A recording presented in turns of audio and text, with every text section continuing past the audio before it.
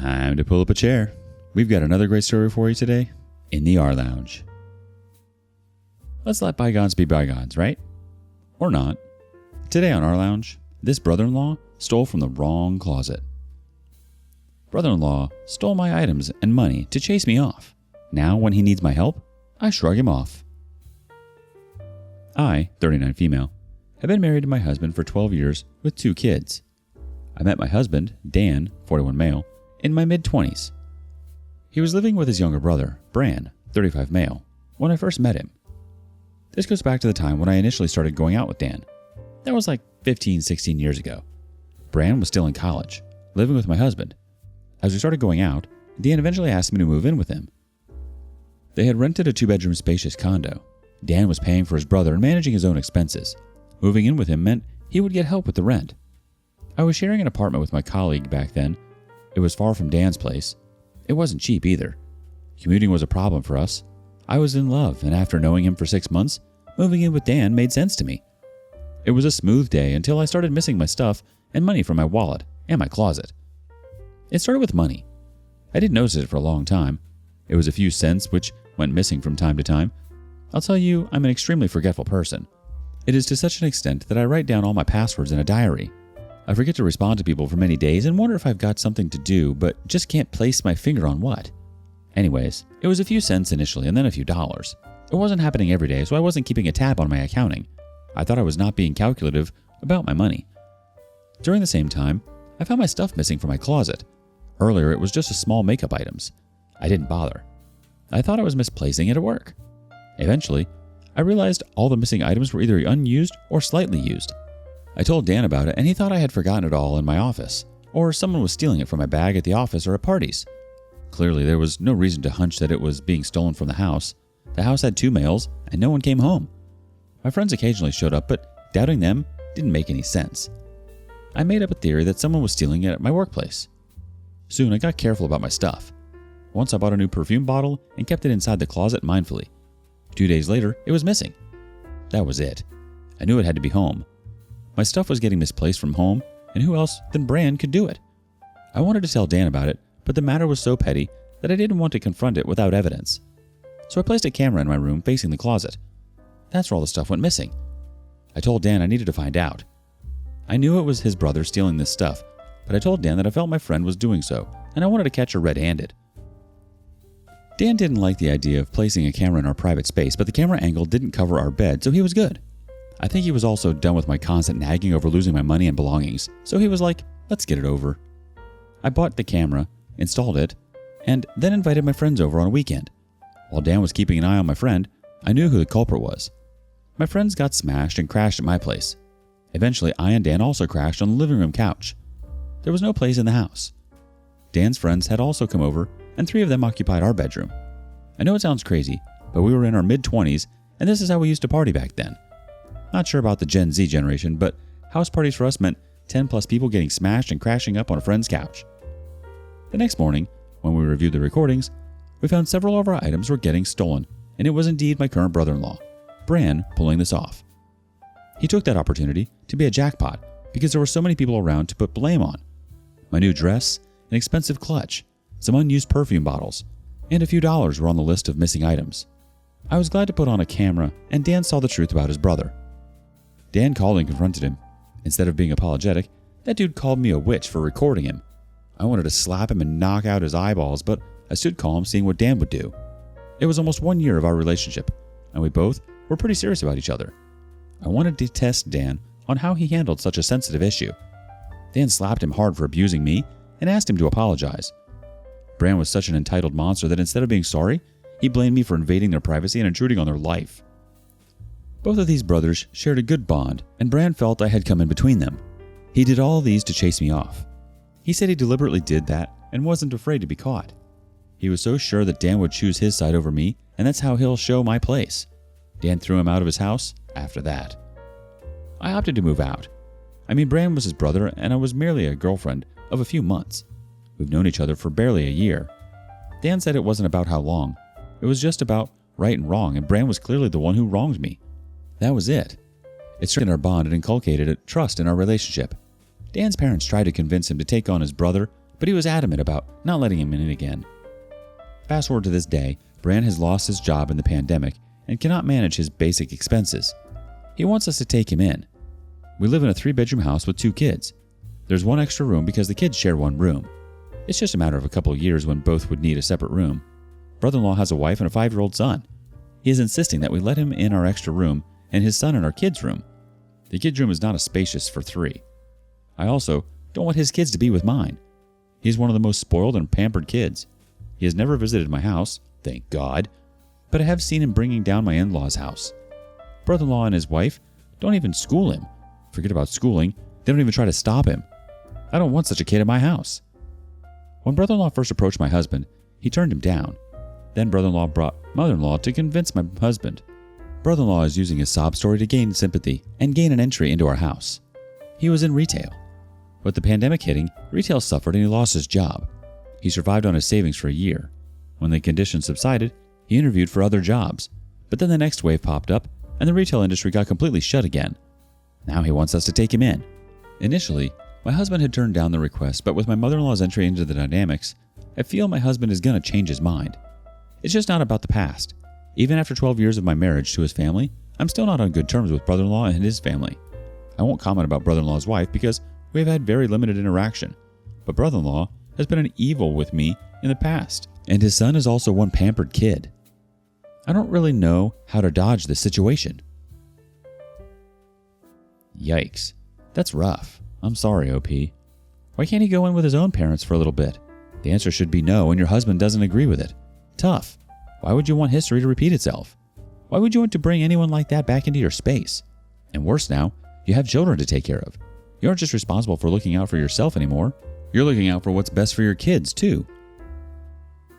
Update 1.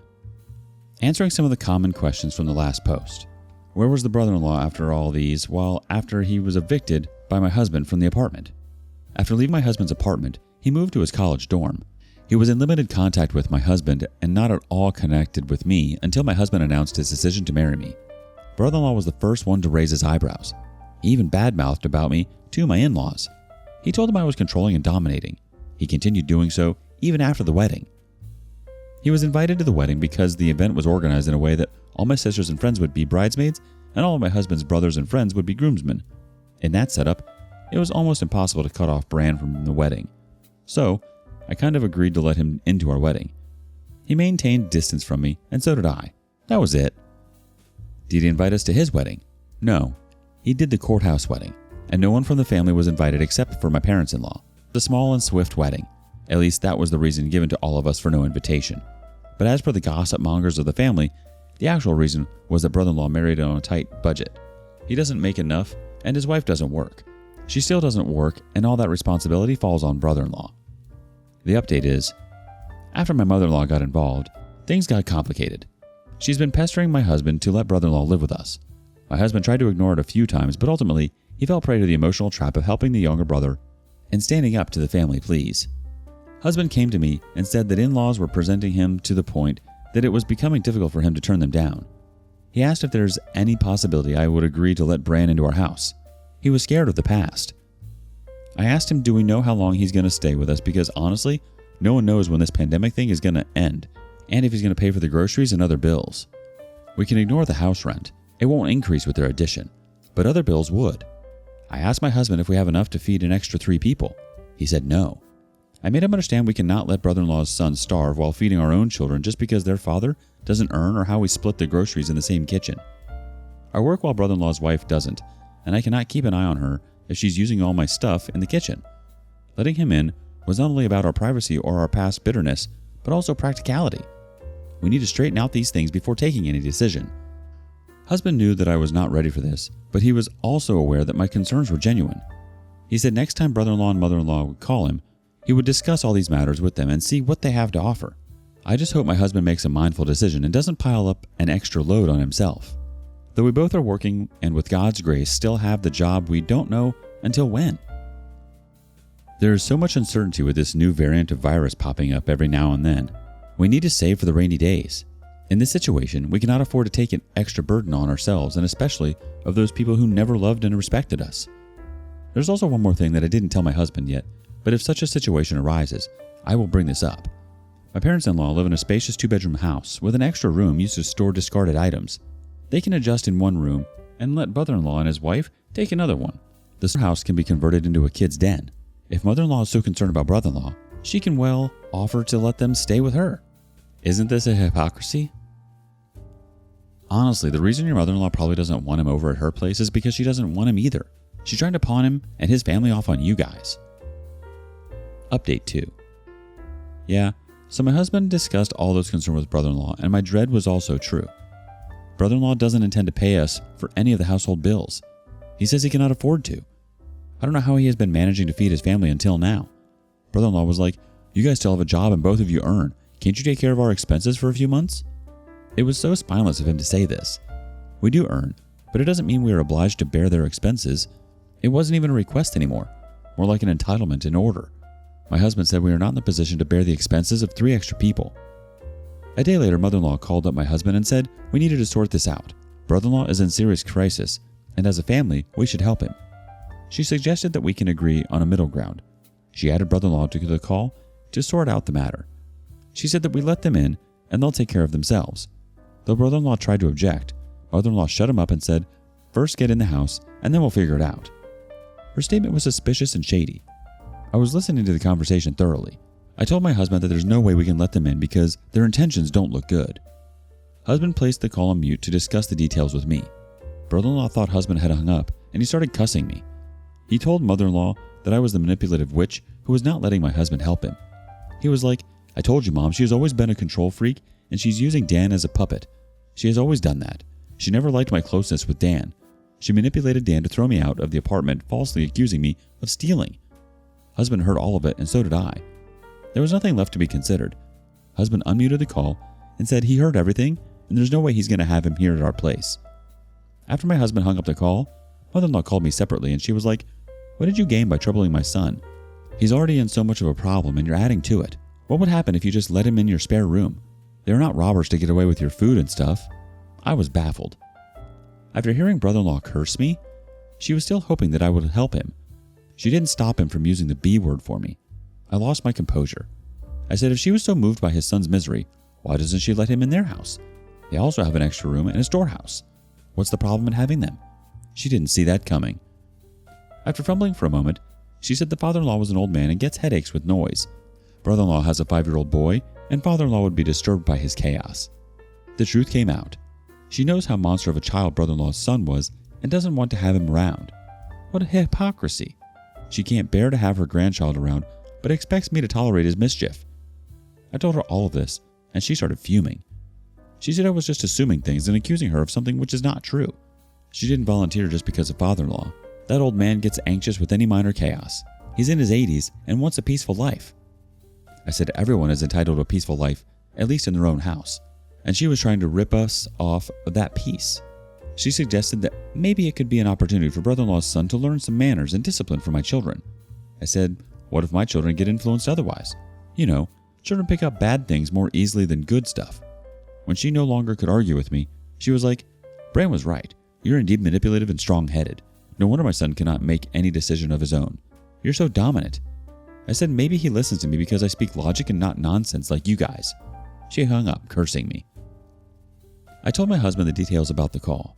He asked me not to think a lot about this. We have made up our minds and we're not going to let them in and ruin our peaceful life. I just wish he stays strong in his decision and doesn't cave into their pressure.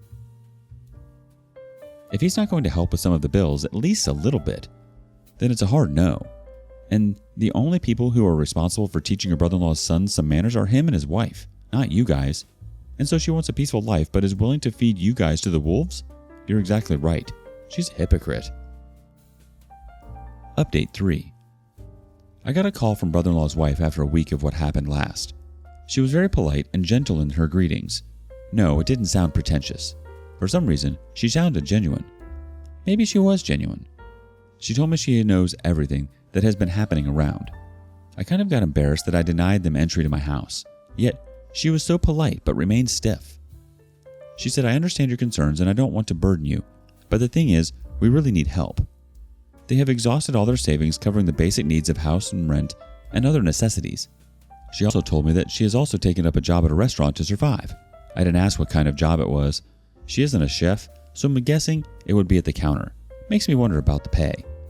She said she has been asking brother-in-law to take up whatever job is available in the market currently, but he says he cannot do odd jobs. He prefers to remain jobless and pile up on others instead of taking any other job. That was ridiculous. I won't deny that I melted to hear her misery, but she told me that she doesn't want such a favor from us because brother-in-law would become more careless if he gets served free without lifting his finger. I sighed in relief, because after such intense conversation, it would have been difficult for me to turn her down. She said she wanted to borrow some money from me and she would return it in installments. She said that the apartment in which they were living was up for lease at a discounted price due to the pandemic crisis on retail property. She wanted to lease the house to be able to save up the monthly rent. The deal made sense, but she didn't have an aggregated amount. I said I could not commit right away. I needed to discuss with my husband. She requested that we keep it confined within ourselves. She said brother-in-law was furious at me and would rebuke her for asking for favors from me. She said that though we never got a chance to bond, she felt a warmth from me and thought I would be helpful. I assured her that I would keep it within ourselves and would get back to her after discussing this with my husband. I discussed that with my husband. The first thing Dan asked me was, do I believe her? He said it's risky. It might be possible that Bram was using her to get money from us because now that he has fought with us, there's no way we're going to help him. He made sense. Could be possible that I was getting tricked into it, so I just dropped the idea. I was hoping that she would follow up like brother-in-law used to do for the house, but weeks passed. She didn't call or text me. Guilty of admitting, but I almost forgot about this amidst work and kids. One day, I was mindlessly scrolling the social media when I remembered about this. I texted her asking her if she was able to manage the money for the lease. She replied no. I apologized to her. I was about to text that I forgot about responding to her, but she responded that she understands that she cannot expect any favor from me after what brother-in-law had done to us. That's the reason she didn't follow up. I felt an eerie sensation passing down my spine. I felt so terrible. I called her and apologized.